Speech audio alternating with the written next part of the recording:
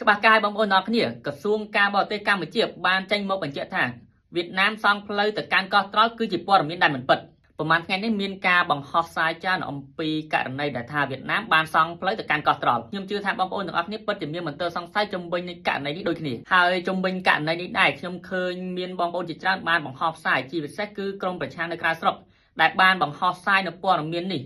ទាំងដែលព័ត៌មាននេះគឺជាព័ត៌មានមិនពិតទាល់តែសោះដោយហេតុនេះហើយកុំឲ្យបងប្អូនប្រជាជនខ្មែរយើងមានការយល់ច្រឡំទៅលើវៀតណាមដែលបានសង់ផ្លូវទៅកាន់កោះត្រល់ទៅខាងក្រសួងការបរទេសកម្ពុជាបានចេញនូវសេចក្តីថ្លែងការណ៍មួយបានបញ្ជាក់យ៉ាងច្បាស់ថាអ្នកនាំពាក្យក្រសួងការបរទេសនិងសហការប្រតិបត្តិការអន្តរជាតិសូមធ្វើការបំភ្លឺ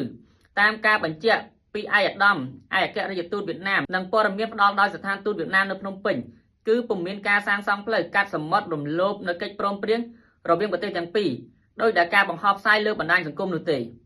រូបសំណង់ផ្លូវកាត់សមុទ្រដែលឃើញចែកចាយផ្សព្វផ្សាយនៅលើបណ្ដាញសង្គមគឺជាសំណង់ផ្លូវចេញពីដីគោកនៃសង្កាត់ហាទៀងខេត្តអានយ៉ាងទៅកាន់កំពង់ផែពហុបំណងនៃទីក្រុងហាទៀងដែលស្ថិតនៅទឹកដីវៀតណាមហើយក្រសួងការបរទេសក៏បានស្នើឲ្យសូមបញ្ឈប់នៅការផ្សព្វផ្សាយនៅព័ត៌មានដែលមិនមែនជាការពិតដែលអាចបង្កមានការយល់ច្រឡំខុសនិងធ្វើឲ្យប៉ះពាល់ដល់ទំនាក់ទំនងរវាងប្រទេសទាំងពីរដោយដែលបងប្អូនទាំងអស់គ្នាដឹងហើយថាប្រមាណខែចុងក្រោយនេះគឺកម្ពុជាយើងកំពុងតែជួបបញ្ហាជាហូរហែជាមួយនឹងប្រទេសថៃទាំងដែលរាជរដ្ឋាភិបាលយើងកំពុងតែដោះស្រាយបញ្ហានេះយ៉ាងសស្រាក់សស្រាំខ្លាំងមែនទែនហើយខ្ញុំគិតថាចំណុចនេះហើយដែលមានជនឆ្លៀតឱកាសមួយចំនួនប្រឹងផ្សាយញុះញង់ប្រជាជនខ្មែរយើងទោះបីជាយ៉ាងណាក៏ដោយសូមបងប្អូនទាំងអស់គ្នាកុំជឿលើការផ្សព្វផ្សាយដែលគ្មានប្រភពច្បាស់លាស់មិនថាករណីណាក៏ដោយសូមបងប្អូនទាំងអស់គ្នារងចាំតាមដានស្ថានភាពតាមเพจផ្លូវការរបស់រាជរដ្ឋាភិបាល